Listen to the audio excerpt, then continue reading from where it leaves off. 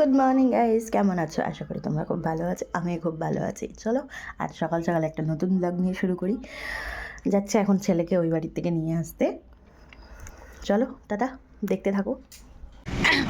বেরিয়ে পড়েছি বাজারের উদ্দেশ্যে, তারপর যাবো ছেলেকে আনতে। চল দেখা যাক।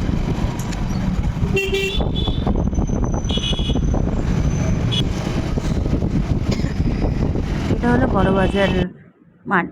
তো এইটা হচ্ছে অনেক পুরনো মন্দির, আমাদের সিদ্ধেশ্বরী পাড়া। তো অনেক পুরনো মন্দির, চলুন দর্শন করে নেওয়া যাক।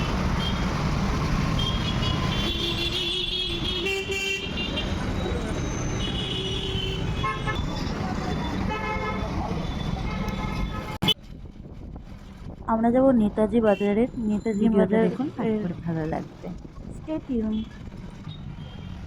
এটা হচ্ছে আমাদের স্থানীয় মন্দির, অনেক পুরনো, খুব জাগ্রত ঠাকুর।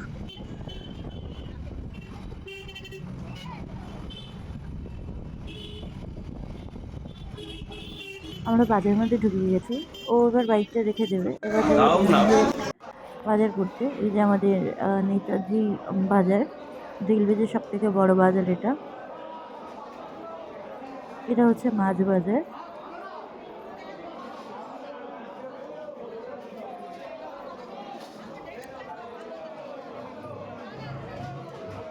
দেখুন মাছ, সব থেকে বড় বাজার আমাদের রান্নাঘাটের মধ্যে এইটাই। চারিদিকে শুধু মাছ আর মাছ, সাথে সবজি বাজারেরও আছে এখানে।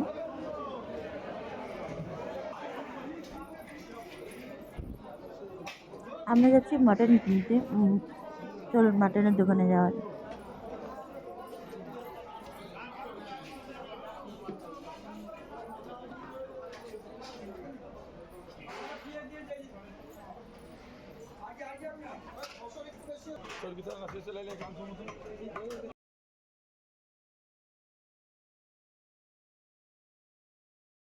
এবার এখানে চিকেন নেব।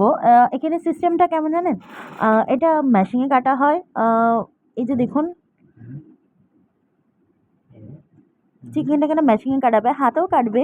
মানে যে সবটাই আমি ওনাকে জিজ্ঞেস করছিলাম যে কি কি করা হয়, তো উনি বলছিল।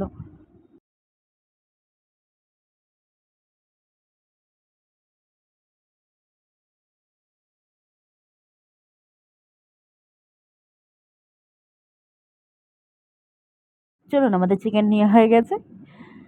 এই যে উনি ক্যামেরার সামনে আসতেই যায় না, লজ্জা পাচ্ছে, তাও জোর করে নিয়ে আসে। এই যে ছেলের কাছে চলে এসেছি, ছেলের সাথে কথা বলে। ও পড়াশোনা করেছে কিনা সেটাই জিজ্ঞেস করছিল। তারপরে সব কিছু তো করতে তাহলে ওই বাড়িতে যাবি তো? ওই বাড়ি গিয়ে তারপরে লিখা করব। মনে থাকবে তো? Very good boy. পরে আর আমি ক্লিপ নিতে পারিনি। এই যে চিকেনটা বসিয়ে দিয়েছি, চিকেন রান্না হচ্ছে, আর সব রান্না হয়ে গেছে। এই যে আমাদের বাড়ি আর এক সদস্য চিকু, বাবা মানে লোমগুলো একটু বড় হয়েছে বলে তাই একটু কেটে দিচ্ছেন, জটা বেঁধে গেছে আর কি, তার জন্য লোমগুলো কেটেছে। এই যে ওনাকে স্নান করিয়ে চুল কাটিয়ে ওনাকে নিয়ে আসা হয়েছিল, তারপরে স্নান করে উনি পড়তে বসে গেছে খেয়ে দিয়ে। দাঁড়াও, ব্লগটা বড় করবো না। টাটা, সবাই ভালো থাকবেন।